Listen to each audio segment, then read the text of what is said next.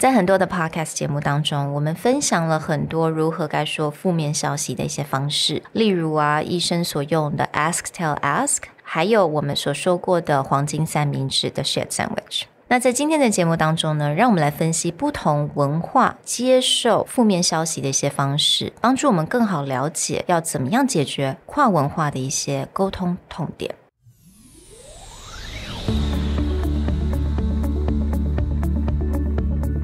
Hello， 欢迎来到 Executive Plus 主管与沟通力的 Podcast。I'm Sherry, an educator, certified coach, and style enthusiast. 我相信专业有效的沟通是语言跟逻辑的完美结合。And I'm Nick, a startup consultant, corporate trainer, and late-night gaming junkie. I believe great communication requires the right mindset and solid frameworks. 我们希望带给大家职场英语的技能、跨文化沟通技巧与其他能帮助您成为出色领导者的工具。Join us each week as we share our experience, research, and methodologies to take your communication and language skills from good to great.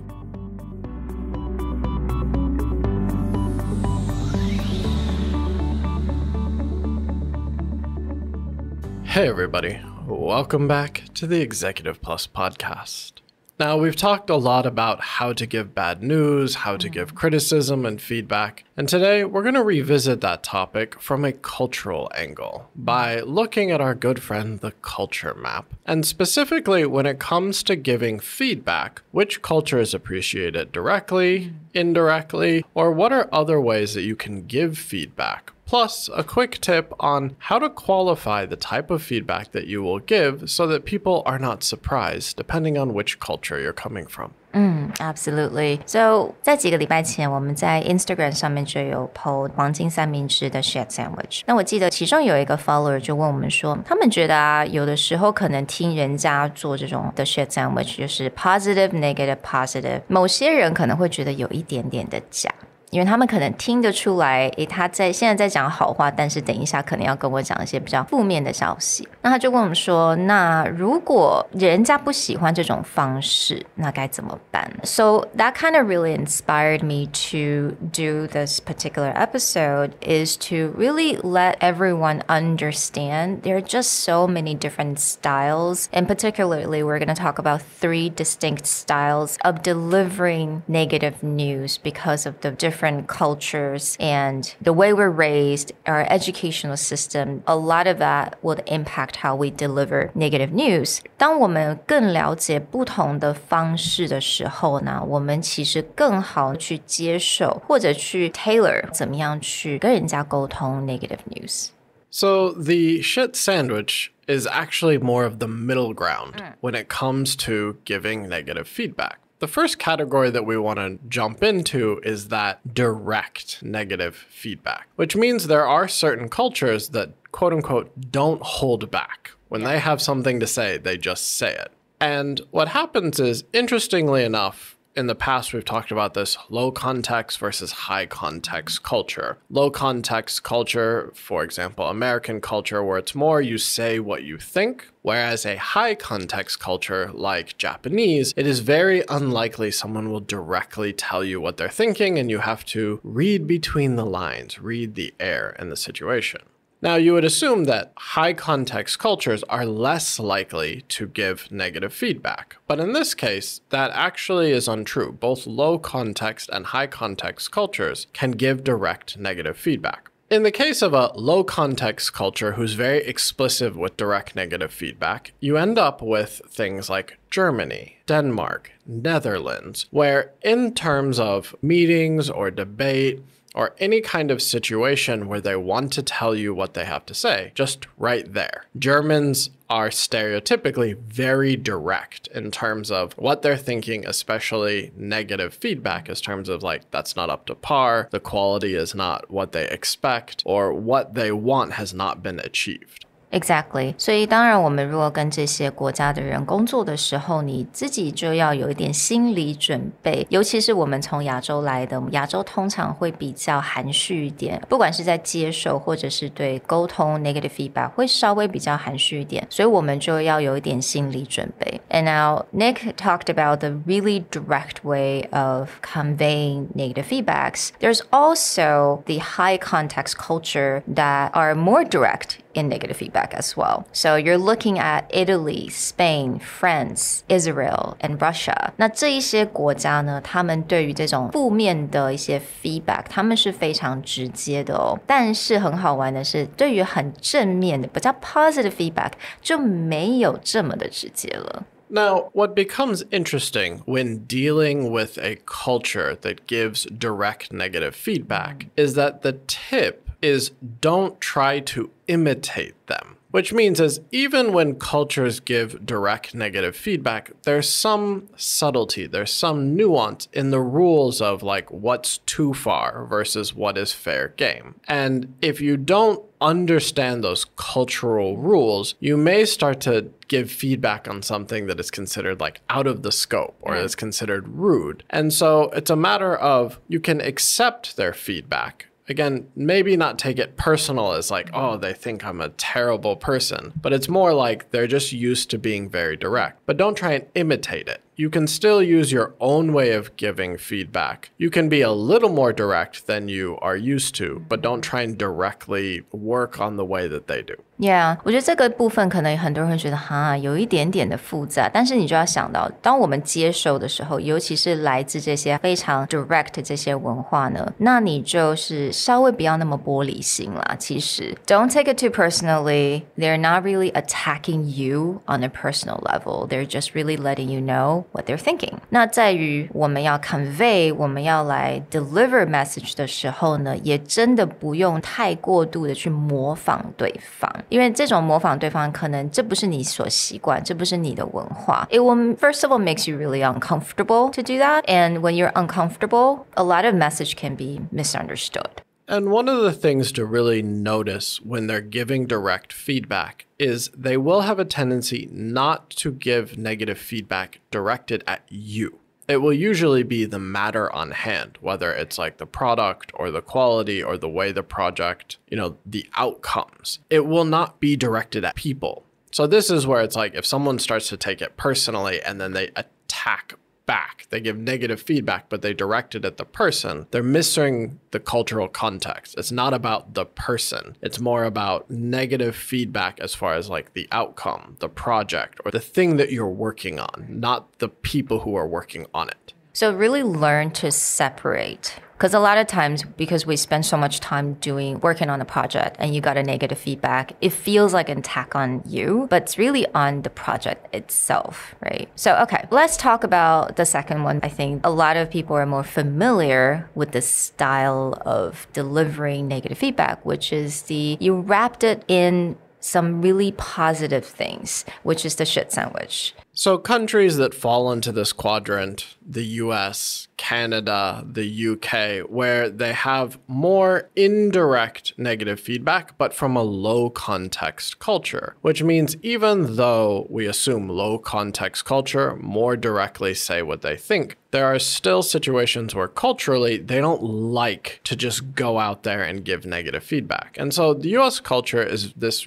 anomaly where most people think like, oh, Americans are so open, they just say what they want. Crazy people on TV just say stuff. But when it comes to negative feedback, people feel guilty or they don't like the feeling of just giving negative feedback. So this is why we talk about the shit sandwich. But even in more formal situations, like when we do a performance review, they call it a 360 review, which means it's not just about digging into what the person did wrong, but they will usually start out, or a large part of the report will balance like, what are you doing well? What are you not doing well? And then weighing that at a conclusion, like, well, it seems that, the problem areas are more significant than your benefits, so we're going to have to let you go kind of situation. But even in a situation where someone's like a really bad employee, they do a complete review and explain all the different sides. Yeah, absolutely. 所以这个真的是还蛮经典，所谓的美式的一种沟通方式。那当然在英国、加拿大这也都是差不多的，通常都会精美的稍微包装一下这个 native feedback。那所以我觉得一个建议就是说，通常面对这样子文化的人，尤其是在工作的环境之下，还是建议大家能够稍微去修饰一下。You know, think about the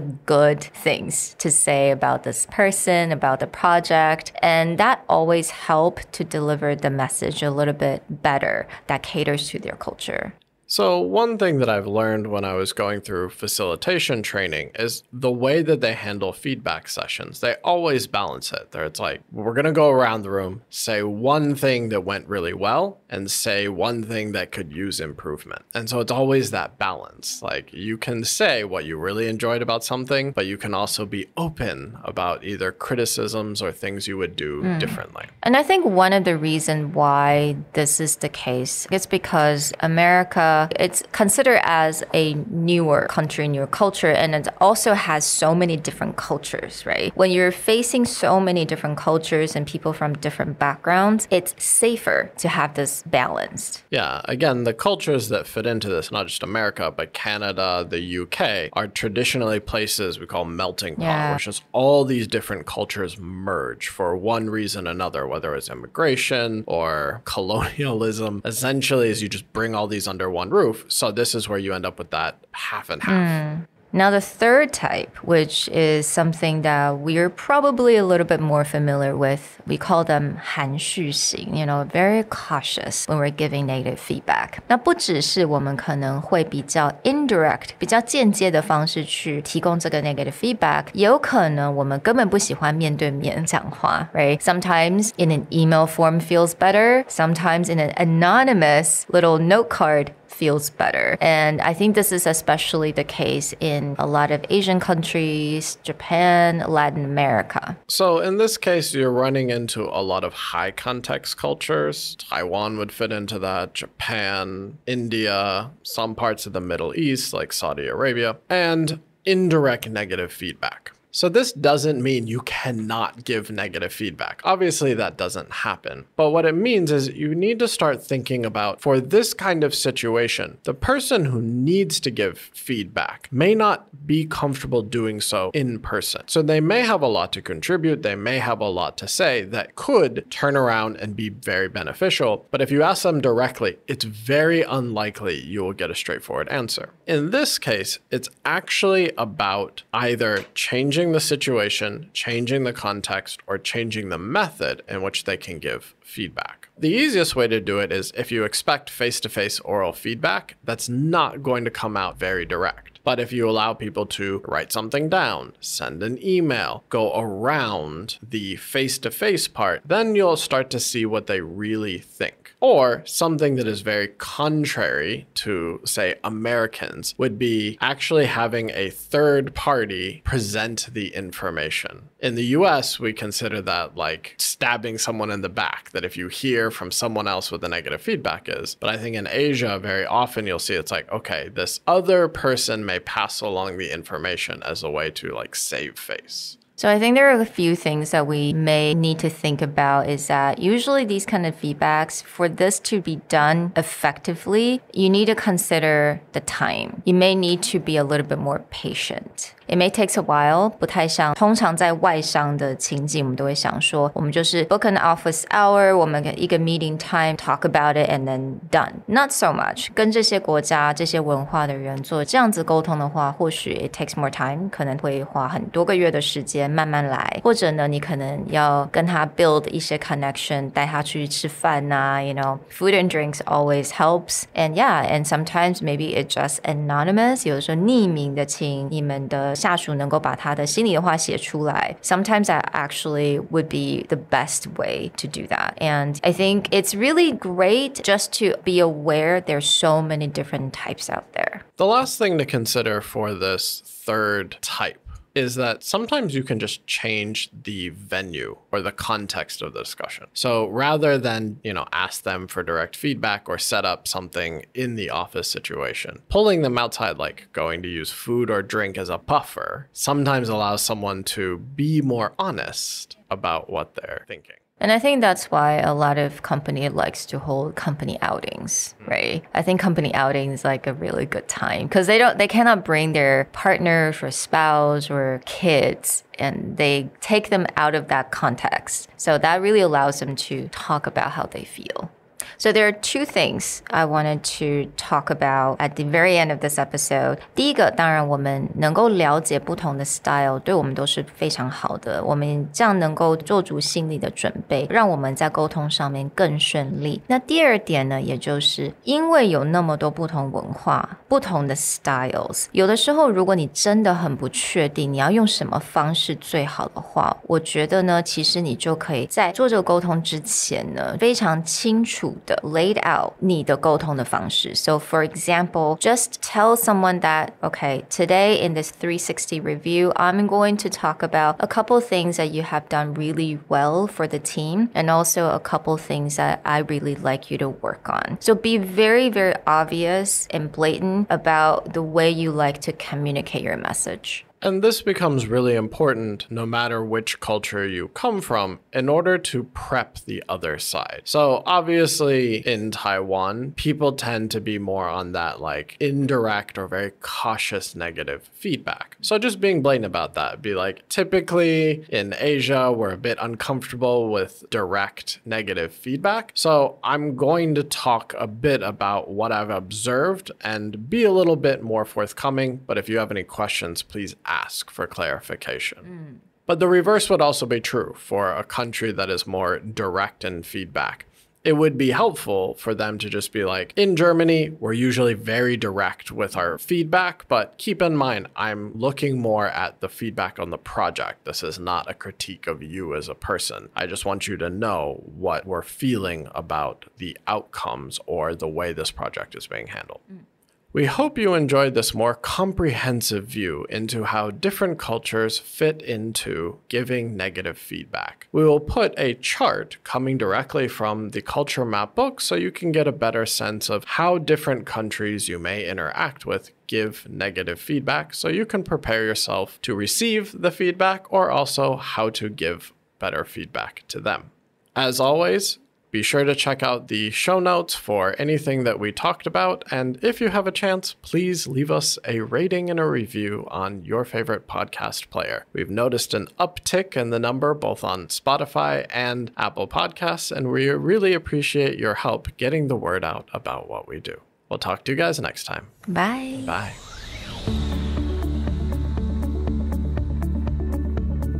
The Executive Plus podcast is a Presentality Group production. Produced and hosted by Sherry Fang and Nick Howard. You can search us on Facebook, 主管英文 Executive Plus. You can also find us on Instagram, Communication R&D, and email us at sherry@epstyleplus.com.